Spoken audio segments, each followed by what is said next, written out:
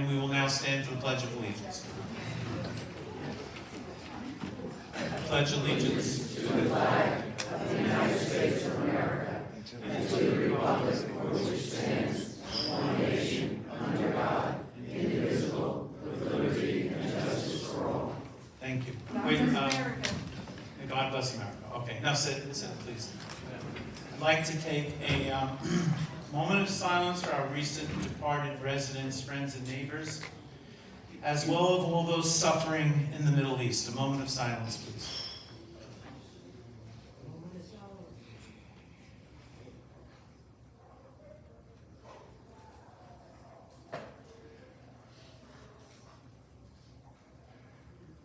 Okay, thank you. Roll call. Michael Messina. Here. Barbara Wells. Here. Mary Adler. Here. Ed Whitman. Here. Carol Butterworth. Here. Okay, Ray is, may come a little bit late, our property manager, and if not, I'll be giving his report. Okay, can I please have a motion for the approval of the September 21st, 2023 open board meeting minutes? I so move. Do I have a second? I second. Okay. All those in favor of approving the minutes state aye. Aye. All those opposed state nay. The ayes have it. The motion for the approval of the minutes is passed. Okay, that's the formalities. Okay, so once again, there are no motions to be dealt with for this meeting. This is the third meeting in a row where no additional projects have been identified, no monies to be expended. 3 in a row. So there will be one next month that I know of, unless something else happens. But there is one, and that I'll mention as part of my report. Okay. This is a repeat message from the last open board meeting, and that is, things and times have changed over the years. To say that this is the way we always did it is not the right answer anymore. Things are constantly changing, and it's the responsibility of the board and committees sponsored by the board to enact changes as they see fit in the best interests of the residents. This is also a repeat, but I liked it best, so I'm going to do it again. There will be residents that will agree with board's decisions, and there will, of course, be those that will disagree with board decisions, and that's okay. At the end of the day, the board will make decisions. If there's opposition to board decisions, every resident has within their right a way to deal with differences of opinion. A resident can utilize our concern sheets. A resident can schedule time to meet during open board hours the first Friday of every month. A resident can initiate a petition for the consideration on whatever their and other residents' position may be in matters or concerns. And these are under the guidelines of our bylaws. This is what can happen. A resident can also ask for mediation and arbitration. To be clear, committees commissioned by the board will deal with issues that may be of a single individual. Examples include issues dealing with ARC, you go to the ARC committee. Government, you can go to the government committee. Grounds, you can go to the grounds committee. And the newest committee is real estate. Real estate issues can be brought to the attention of this new formed committee. Please keep in mind that these open board meetings are designed for a resident to speak for themselves. No one can represent another resident. So if a resident has a concern, they can utilize the process I just described. Okay, that's like a disclaimer, but we'll just keep going on that. Maybe I won't have to say it next month, I don't know. President's report. Normally I report on several topics or projects to include things like the fence, the pool, construction projects, and we're going to start hitting that up now. I always report on the pool. The pool hours, extended pool hours for the indoor pool are proceeding with good success and increased utilization. Guess what? We're paying for it anyway, we might as well use it. The extended hours are giving us that opportunity. Okay, the 3 chemical regulating systems that were replaced at no additional cost are performing as designed now. There was a problem, I mentioned that at the last meeting, but I think we've overcome that. For the indoor pool and spa, we are continuing with the lifeguard on duty 4 hours per day, 7 days a week. We are not sure at this time as to the availability of lifeguards for next year's summer season. This is a crapshoot, essentially. More updates to follow as we get closer to next season, next May. I would like to, and the board would like to acknowledge people's feelings about having lifeguards at least a portion of the day, but if they're not available, it may be a problem. We don't know. We're trying to maintain consistency in the schedule to avoid any confusion. That being said, the lifeguards on the indoor pool and outdoor pool arrive at the same time. Likewise, the family swim time or guest swim time has also been locked in at a certain number of hours per day, and it varies Monday through Friday. I believe it's 12 to 3, and then on weekends it's 12 to 4 is family swim time. Very important, so that there is no confusion. No lifeguards on duty means no guests. Buddy swim rules will be in play for residents only.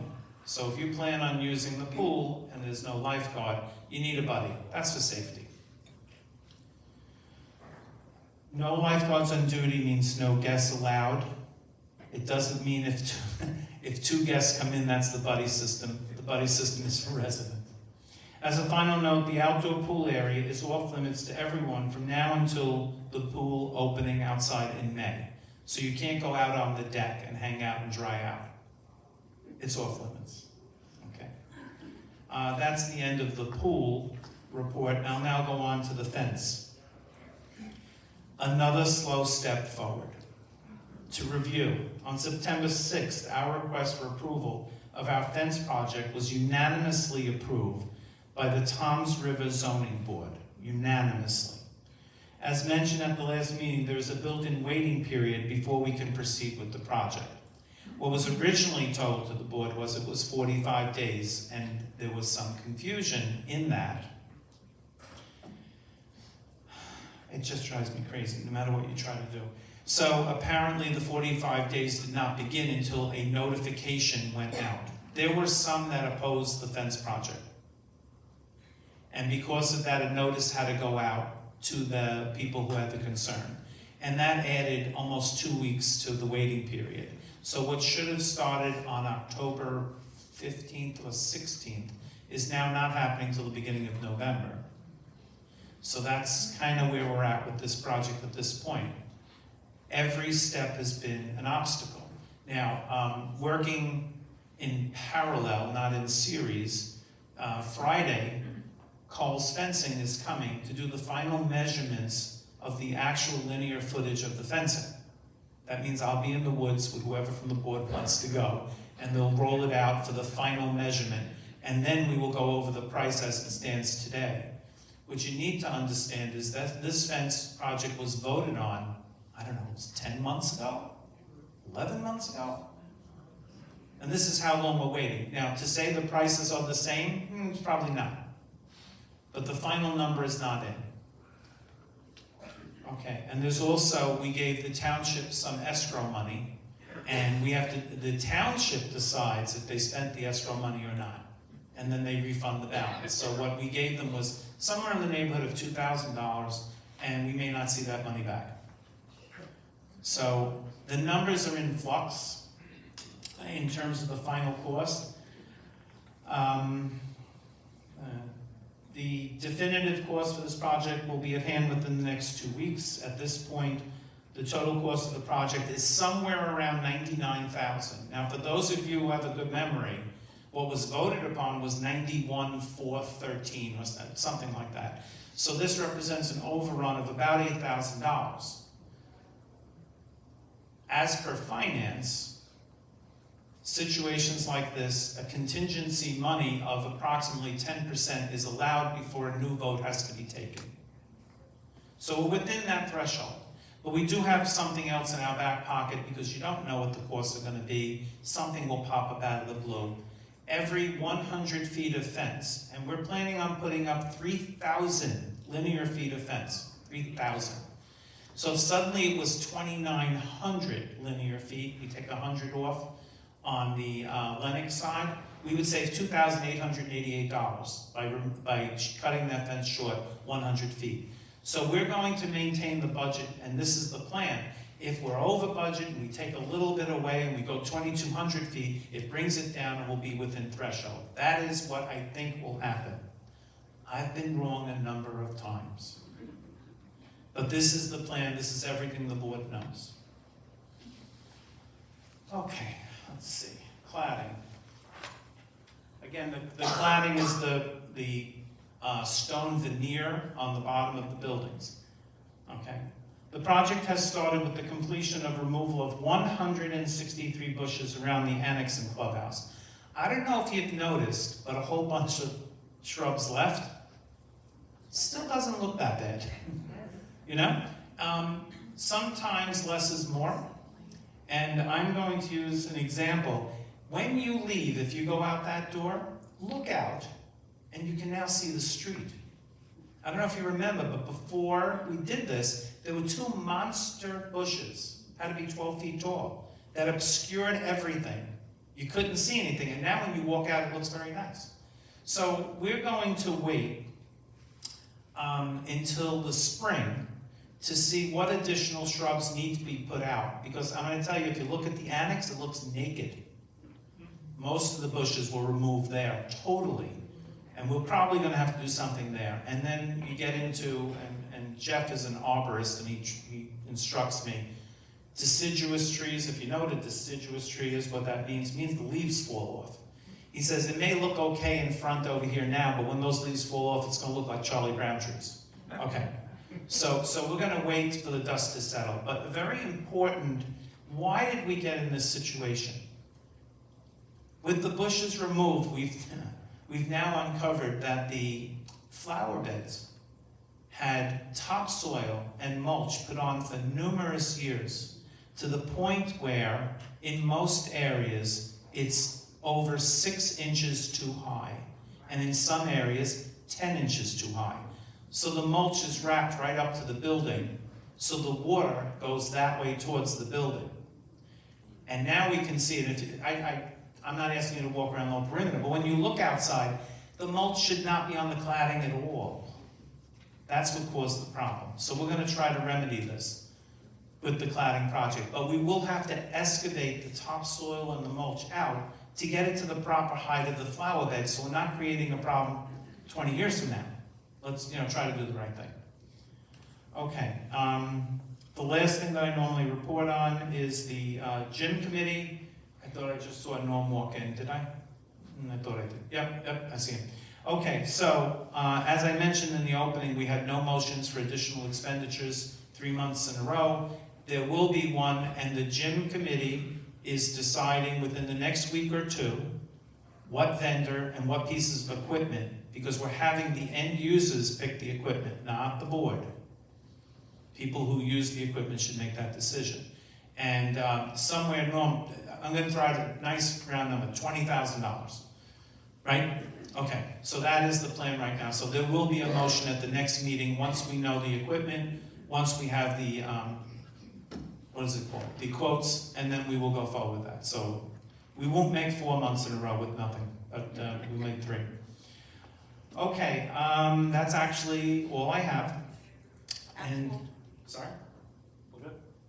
Okay, and now we'll go on to the Vice President's report.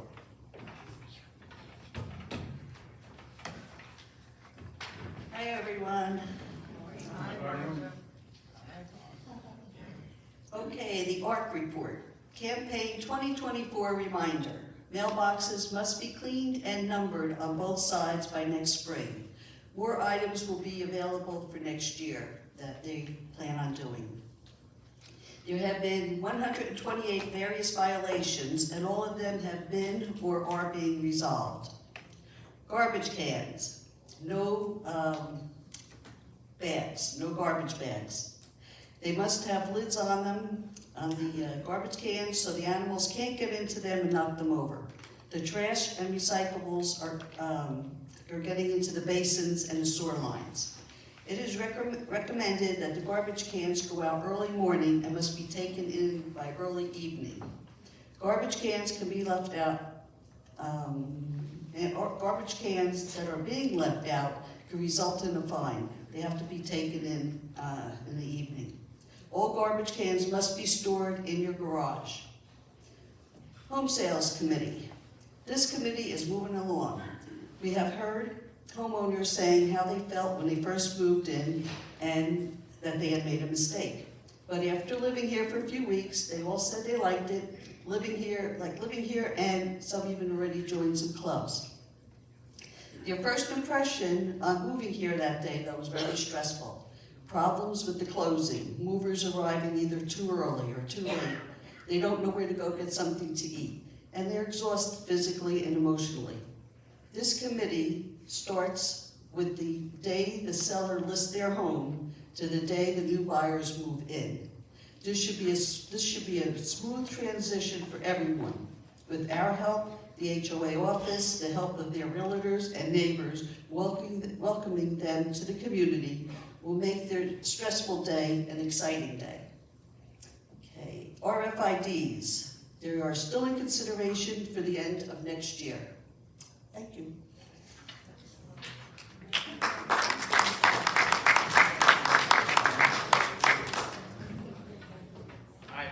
I heard some rumbling with RFID, radio frequency identification device, which is a new entrance into the community. A lot of communities, as you drive up, it's like Easy Pass for the gate, so that you don't have to have a clicker and things of that nature. So that's what RFID stands for, radio frequency identification device. Okay? I kind of heard that. Will we have to pay for those separately? No, that'll be part of the project. Every resident will be given a couple. I think the committee is still working up the details, but in theory, if you own 2 cars, you get 2 stickers, right? And if you get rid of that car, if someone tries peeling it off, it's destroyed. It breaks the antenna in it, and then when you get a new car, you come in, and I do believe it's, I'm going to say, is it free if you replace your car? I'm not even sure, but initially it will not be.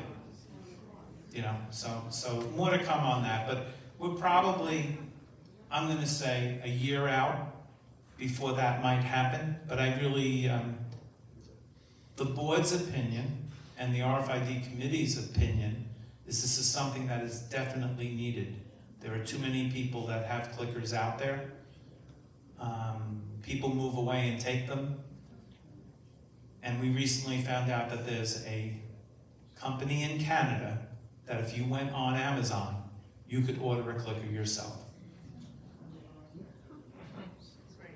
Therefore, you know, I don't know who has them. But you know what, we're a year out, but we're mentioning it now because we don't want any surprises. The real question that I'm hearing somebody say is, how much is this going to cost, right? So I'm going to say, I'm going to throw out a number now, and things can change in a year. $45,000 is a number. That's the number right now, to the best of our knowledge. Don't know what it'll be in a year. Maybe we can trim it. Maybe we can negotiate it. But let's just throw out a round number. Okay? Okay. So now we will move on to the treasurer's report. Mary. That's not on my list now. You want to go now? All right. Okay. You want to get that or you want to walk that way? I will stay. Okay. Good morning. Morning. Okay, for the 9 months ending September 30th, 2023, our net income was $129,281. Okay, big numbers. Which We're $110,046 better than the budget by $19,235. Why are we have this favorable variance? Our income was $77,195 better than the budget. The surplus carryover from 2022 was $45,945 better than the budget. Interest income was $7,614 better than budget, and that of course is better due to the better interest rates that we've been getting. Closing contribution on home resales was $26,800 better than the budget. We budgeted for a resale of 38 homes, but sold 57 in 2023 so far. Our expenses was $32,851 favorable. The major categories under budget was snow removal. As you know, we didn't have any snow. The $45,000 favorable to the budget because we had no snow in the first quarter. This favorable variance was partially offset by higher spending on clubhouse, pool repairs, and maintenance, and higher lake maintenance costs. So some of that reserve is now being used. As of September 2023, our cash and investment funds total approximately $3.256 million. Most of the funds are in the replacement fund, which has a balance of approximately $2.447 million. Remember, the third part of the paving was finished as of this morning, so we only have one section left. The funds held in replacements fund are invested in CDs insured by the FDIC, the U.S. Treasury notes, and money market fund. And of course, we do keep some funds in cash. Thank you.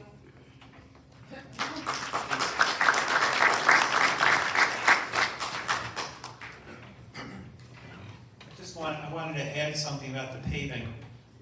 There are 5 phases to the paving, and now we only have 1 left. So the area that's left is a big piece. It's Vicari Avenue and the offsprings of there. And that, I'm going to throw out a number, and I could be wrong, $1.3 or $1.4 million is left to spend. Working with finance, I'm going to say what's probably going to happen. We're going to skip next year.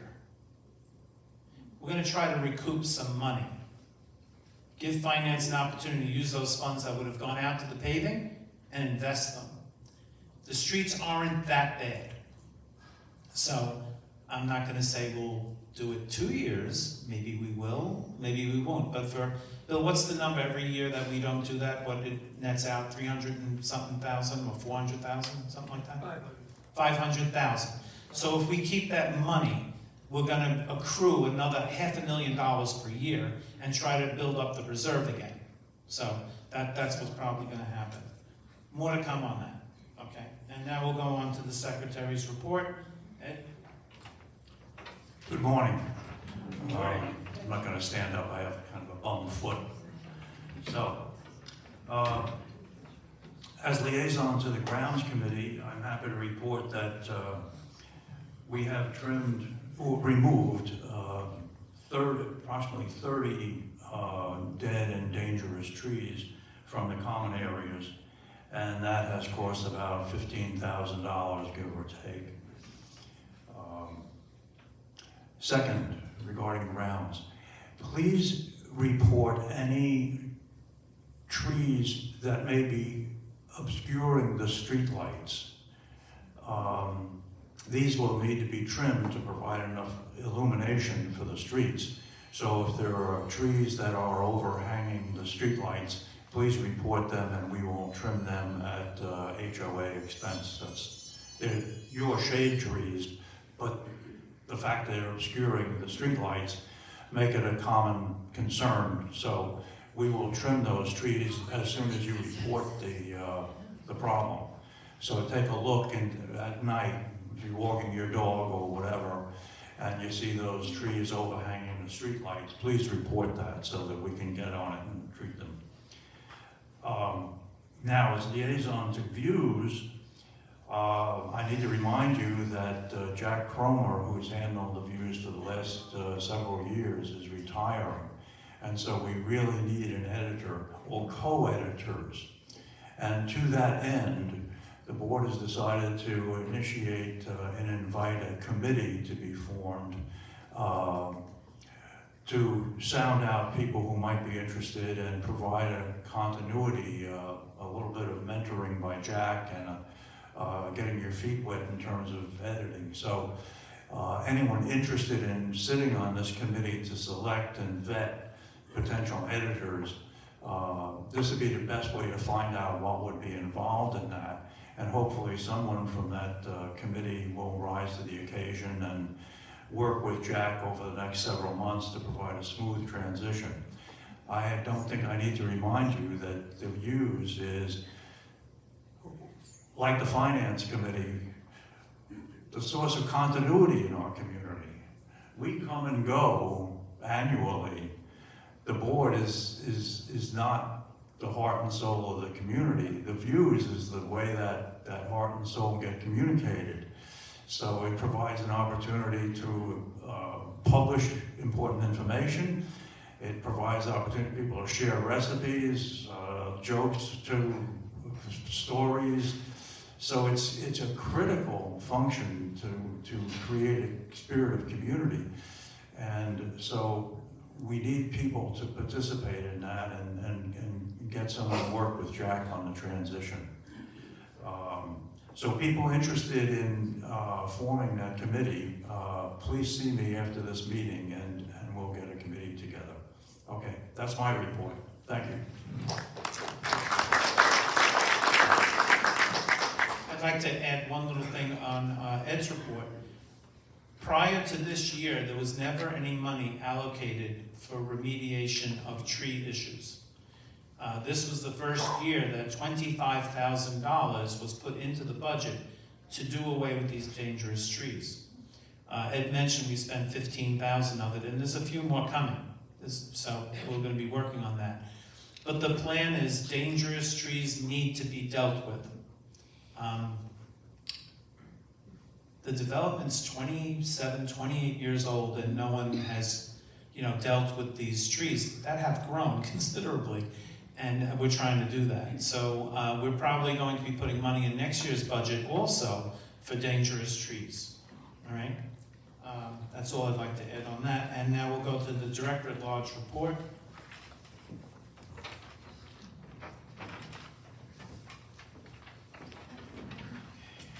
Hi, everybody.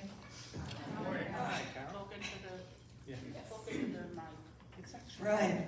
Regarding safety and security, our gates have been having problems. The main entrance gate on Route 70 was stuck in the upward position on the residence side. So cones were put up to direct residents to the guard, the visitors' entrance. Of course, this happened on a weekend and repair was delayed.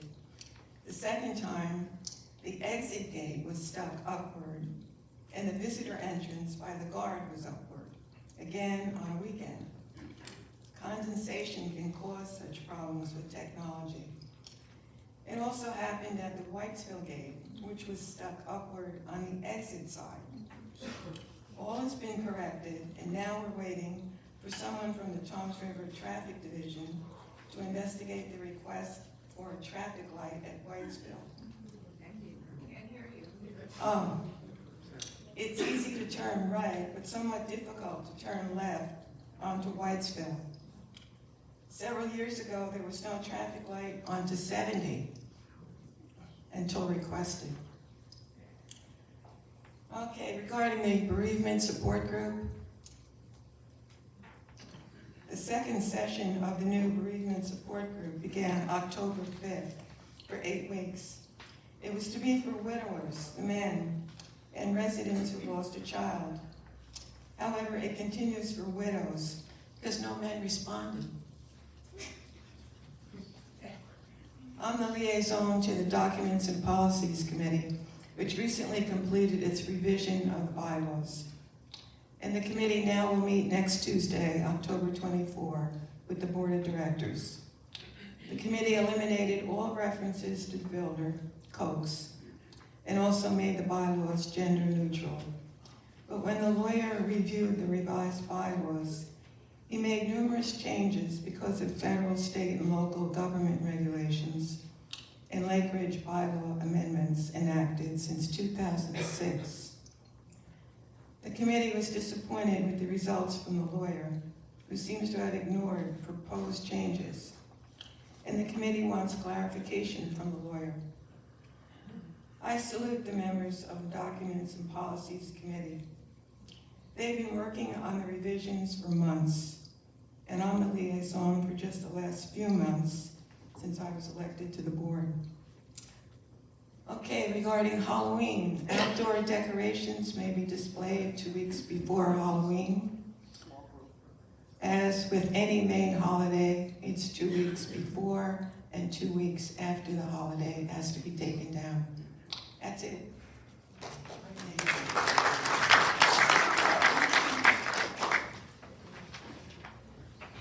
Okay, I heard a lot out there when Carol was talking. I'm just going to go over. I'd like to thank Phil Lucas, one of our residents, who has helped initiate a request to, I guess it's the state or the town, whatever. May I answer? You can, yeah, sure. Okay, I spoke to the county engineering department of Ocean County, because it's a county road. County Road, right? And Whitesville. I quickly got an approval for a traffic study at the West Gate on Whitesville Road. It did not include Massachusetts. Right. All right? And as everybody knows, there are other streets that empty into Whitesville Road.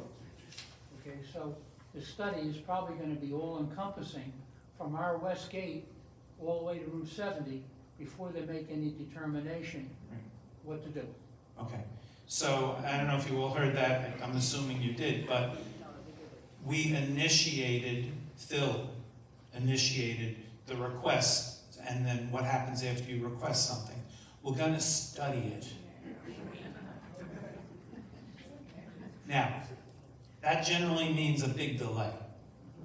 So at least we have it on the radar that maybe, I don't know, 2 years from now, the study will be completed, and then a verdict on the study will be at hand. But we're trying to stay ahead of it on the understanding that these take a long time. You know, we started it now. You know, that Whitesville, after 4 o'clock, trying to make a left to go to 70 is a nightmare. Right? And even before that. Okay, so that was that. So, Left turn signals at that point are very dangerous right now. yes, it's dangerous for our residents to get out of the development, and again, trying to stay a little bit ahead of it. Okay, so everyone has reported, except for Ray, and Ray is not here, so I'm going to do his report. Which is a lot. Okay, so there's a lot going on. So at this time, the 2024 budget is coming due.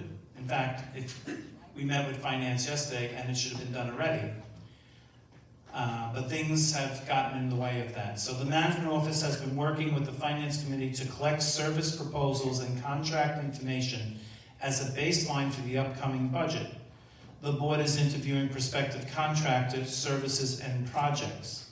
The board and committee will continue to work to present the best budget available during these unpredictable times. As an example, Turf Masters contract is up. We will interview at least 2 other companies. That's an example.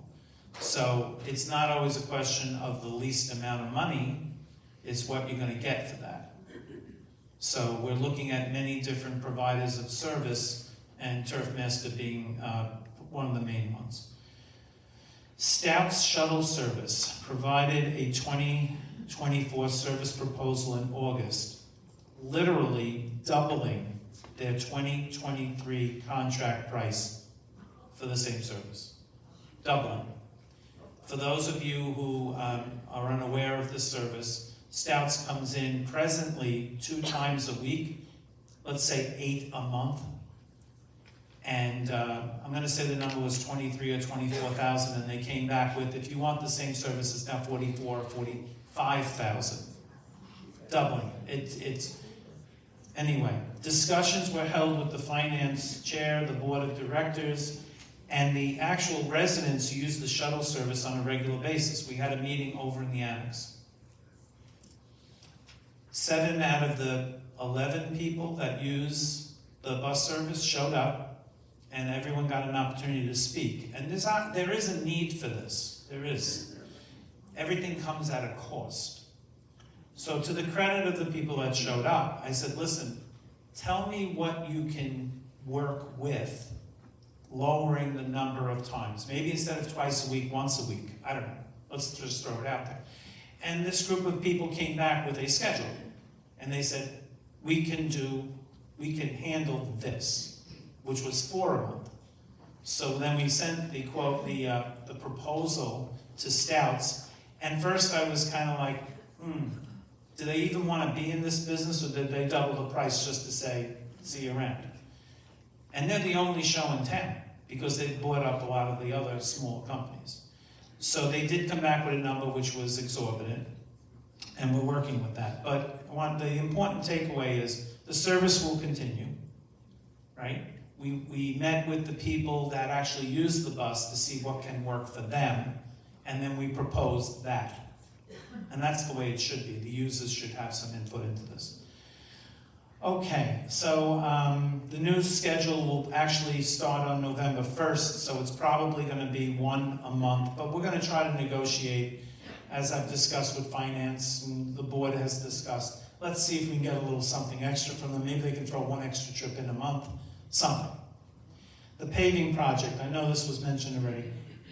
This phase ended this morning. The streets are open. So, you know what, it's easy to say they look beautiful. They do. They do.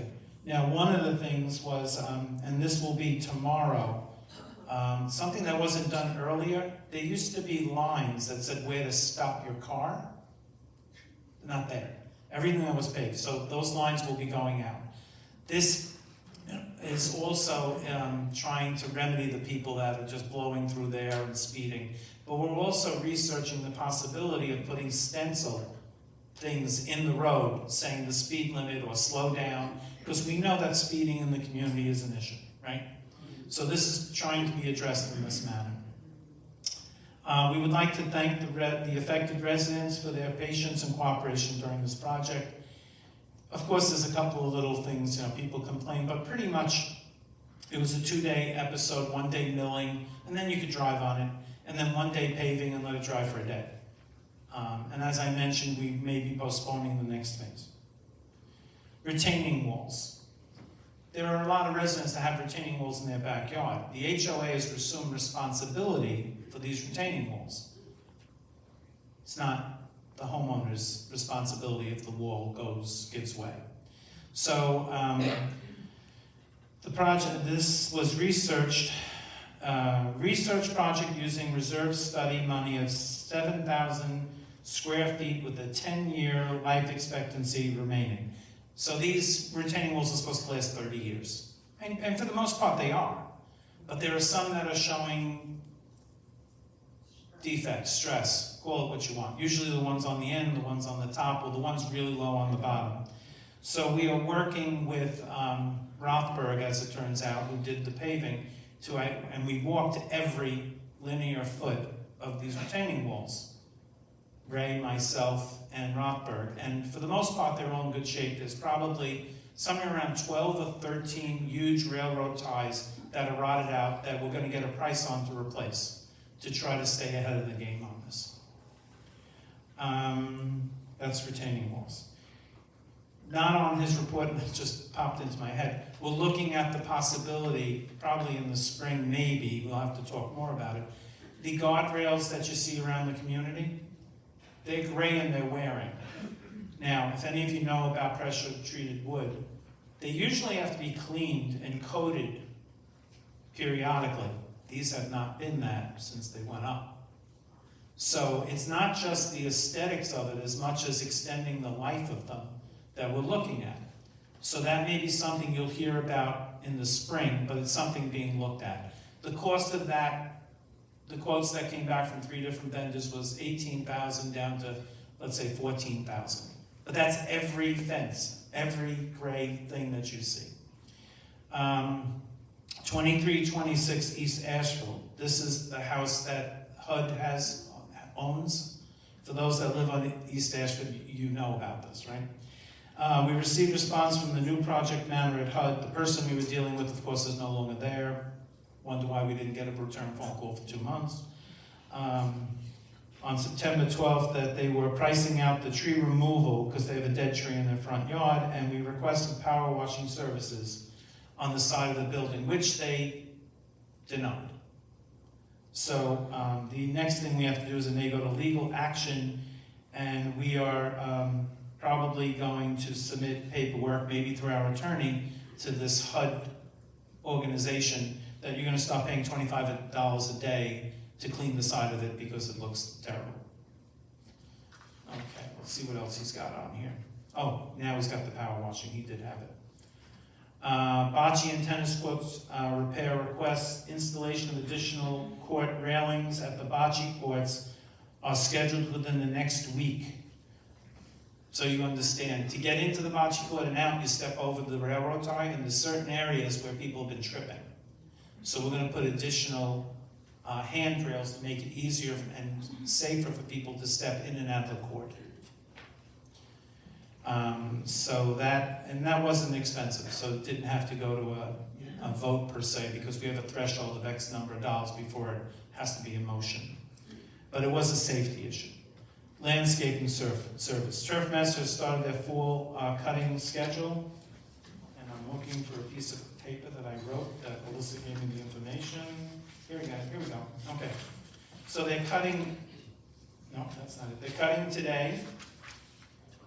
Then the next cut will be 11/8, and the final cut is November 22nd. So just so you know, there's today, and then there's a couple more cuttings, and then that's over with. Hopefully all the trees let loose of their leaves by November 22nd. Okay, so that's that. If they are fertilized. Oh, I don't know if I was going to say. Well, here's the thing. We have a schedule from Turf Master, but their contract's up. So I'm not sure. They may be here, they may not, but there are plans to do as we always do, spring fertilization in March, early summer pre-emergent weed control. Nothing has really changed. The same services to the lawn that were provided before will continue next year. And even if it's a different company, we expect the same. So that will go out to bid. Okay. JCP&L, recent streetlight outages reported to the management office with repeated work requests sent to JCP&L. Formal complaint lodged with the New Jersey Board of Public Utility on July 19th, and repairs are finally being addressed, July till now. All residents have the ability to contact JCP&L directly, and direct communications between the customer who pays for the service to JCP&L has proved to be more effective. We are also compiling a maintenance list of streetlights that are blocked by tree limbs, which we had mentioned. So the requests come in, and I'm looking at, and I see a couple of people that have got me and said, my streetlight's been out for 2 months. And it's not for lack of trying, it's JCP&L has been very unresponsive. But they finally are coming around, and I'm gonna ask Alyssa, are we down to like requests for the last 3 weeks? It's only out 3 weeks at this point? 4 weeks. I'm not happy with 4 weeks, but it was better than 3 months. So we're continuing to work on that. So continue to report outages of streetlights as necessary. Now this is one I don't want to do, but I'm doing it. The American flag. As mentioned at previous open board meetings, the upside down American flag will generate complaints and comments from a fair amount of people. Though there is no legal action that can be taken, a letter is being sent to inform the residents to replace the tattered flag with a new one. If you're going to, I'm not reading that. No, not reading that, sorry. The other issue that came up was the blue line American flag. I have to tell you, I really didn't know too much about this, but I got an education. So the American flag is the flag. You don't modify it, you don't do anything to it. The flag is the flag.